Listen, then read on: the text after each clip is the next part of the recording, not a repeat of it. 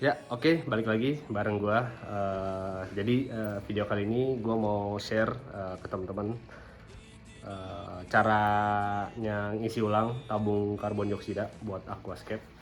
Jadi di sini gua pakai tabung karbon dioksida ukuran 5 kilo. Ini udah sekitar pemakaian 6 bulan lah. 6 bulan baru habis. Ini kita bisa lihat di sini. Nah, ini dia penampakan aquascape gua saat ini. Jadi sebelumnya CO2 itu sangat penting ya di aquascape. Soalnya fungsinya itu untuk fotosintesis tanaman. Kan tanaman butuh namanya karbon dioksida. Sedangkan di dalam air itu kan kandungan karbon dioksidanya nggak sebanyak di udara bebas. Kalau di udara bebas itu sekitar 1000 ppm. Dan kalau misalnya di air itu yang nggak kita injeksi CO2 itu bisa 0 sampai 10 ppm lah.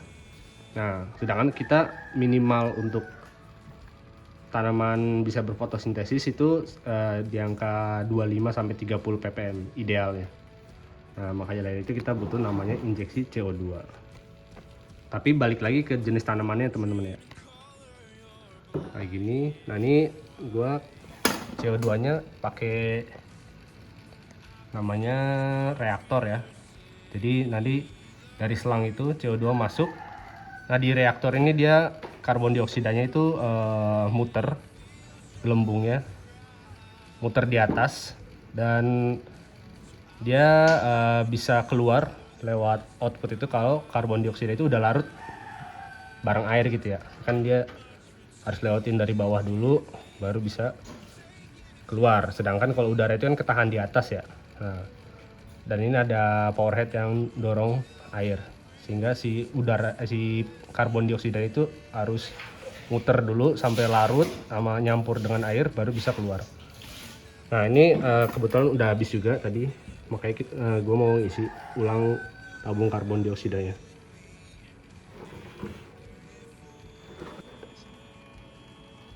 Ya, jadi pertama kita harus copot ini dulu. Ini selangnya ya yang ke akuarium. Nah, itu ada namanya valve, kalau bisa lihat nih dari besi. Jadi dia itu fungsinya itu untuk sebagai katup. Kalau dari tabung itu bisa masuk ke akuarium, tapi nggak sebaliknya. Jadi ini kan ada, nah ini ada arah panahnya nih ya. Nah, ini tuh penting biar nanti air dari akuarium itu nggak balik ke tabung gitu. Nah, ini pertama kita lepas dulu. Oh, sebelum itu pastiin ya teman-teman, ini katupnya ditutup dulu. Nah, ini tutupnya ke kanan agar sebenarnya udah habis juga sih gasnya, tapi buat memastikan aja ini kita tutup dulu. Terus ini kita copot yang atas nih seperti ini. Nah, kan ada kayak ringnya gitu. Terus baru nah ini air nggak bakal bisa bocor nih. Kalau nggak ada valve ini pasti air akan turun nih dari akuarium dari atas ke bawah. Nah, ini nggak apa-apa, kita diemingin aja. Nanti kalau tabungnya udah siap, kita taruh sini lagi, kita langsung pasang sini lagi, udah siap dipakai. Nah, terus ini jangan lupa bubble counter. Ini tuh buat ngitung berapa jumlah gas yang kita keluarin. Jadi biar kepantau lah, ini kita kekencengan atau kekecilan gitu. Ini dicopot aja juga. Karena kita ngisi ke tempat gas itu nggak perlu kayak gini-gini. Ini ada juga, ntar malah ngeribetin ya. Ini kita simpan dulu. Terus yang terakhir kita copot regulator ya. Lepas regulator ya. Ini pakai yang Ista Precise ini didesain buat nggak usah pakai tang juga bisa dicopot ya. Nah, ini diputar aja, ini ada yang bagian ringnya ini. Tapi mungkin kalau teman-teman ragu misalnya takut bocor atau enggak, bisa ditambahin kayak seal tape gini. Ini dulu bekas gua kasih seal tape sih.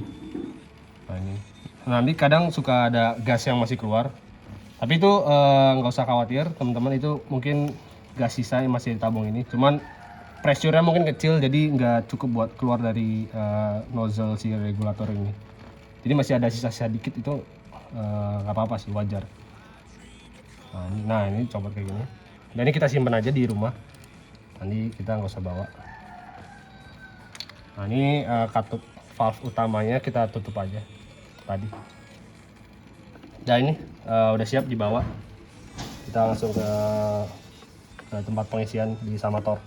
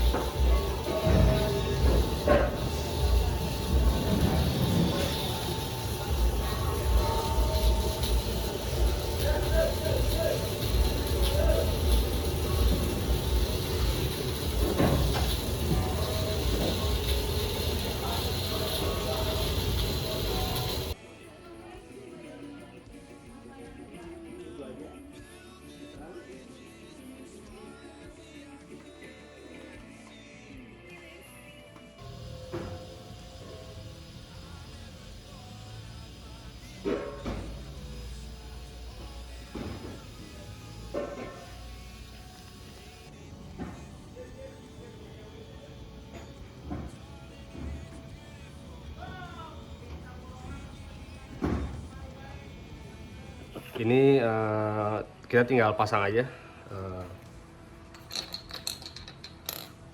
regulator nih sama bubble counter ya. Nah ini bubble counternya ini cairannya ini gue isi pakai minyak telon ya, atau kalau ada yang punya kayak baby oil gitu bisa juga dipakai. Pakai air biasa juga bisa, cuman dia cepat nguap, jadi harus sering-sering diganti, diisi ulang gitu. Cuma kalau pakai baby oil gitu dia lebih tahan dari nguap gitu ya, jadi lebih enak. Nah, ini pertama kita pasang dulu regulatornya ke valve ini. Nah ini regulatornya langsung dipasang aja, terus ini ulirnya ini, lehernya ini diputar aja, putarnya ke kanan berarti kalau misalnya dari depan sini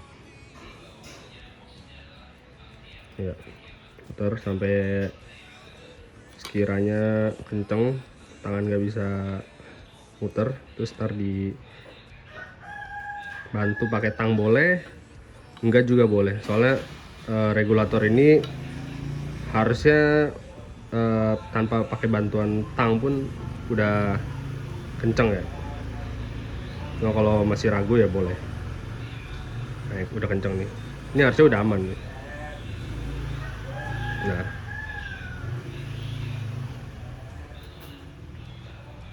Nah gini ya. Nah, terus kita pasang bubble counter ya. Nah, ini bubble counter. Nah ini jangan lupa ada seal karetnya ya, biar si udaranya itu nggak ngerembes. Nah, ini dipasang aja, diputar ulirnya.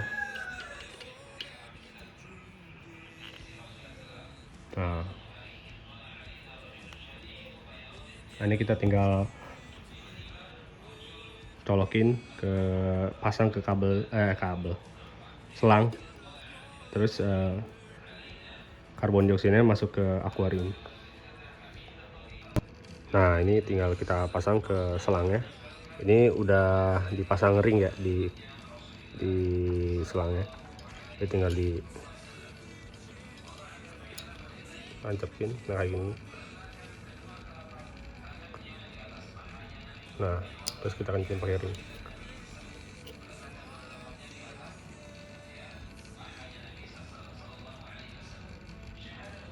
Nah terus tinggal dibuka valve utamanya, ini kartu utamanya. Bukanya banyak aja nggak apa-apa, ini pastiin tutup dulu. Kita buka sampai pressure jarum jamnya bergerak ya. Nah, jadi 1000 PSI ya tekanannya ya. Nah ini kalau ini udah dibuka, ini jarumnya udah gerak, berarti udah ada tekanan karbon dioksida di sini. Kita tinggal buka katup ini kecil ini.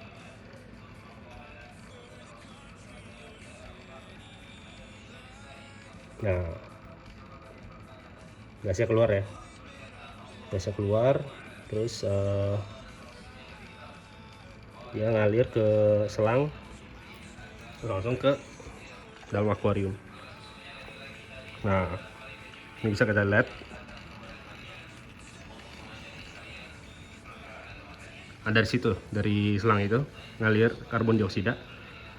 Lalu karbon dioksida itu keaduk ya di dalam reaktor ini, terus keaduk sampai larut baru keluar ke air.